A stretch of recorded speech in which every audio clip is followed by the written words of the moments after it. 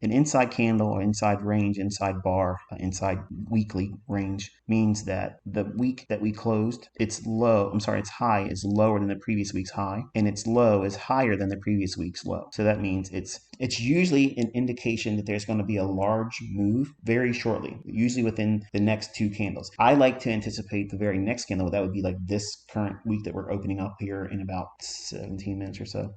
When that market opens, or when this weekly market opens, I would expect the beginning of a large weekly range. Now, we may not get it this week. It may be deferred one more week, but usually it doesn't make you wait longer than 2 time frames. So since I'm utilizing the weekly chart here as I'm discussing this, the expectation would be that we expect to see a large range weekly candle. Now, by in and of itself, it doesn't give you a directional prognostication. It just tells you the magnitude of the move. Okay, in other words, how much energy should be shown in price delivery. So you're still required to have some measure of prognostication behind the direction. Are you bullish or you're bearish? So if you have an inside range or inside candlestick or bar, it's usually the very next candle or the next candle after it. So inside candles or inside ranges has a lower high than the previous range and a higher low than the previous range. And all that means is it's compressing, and we expect range expansion, large ranges to come to fruition. Now, if we don't get it,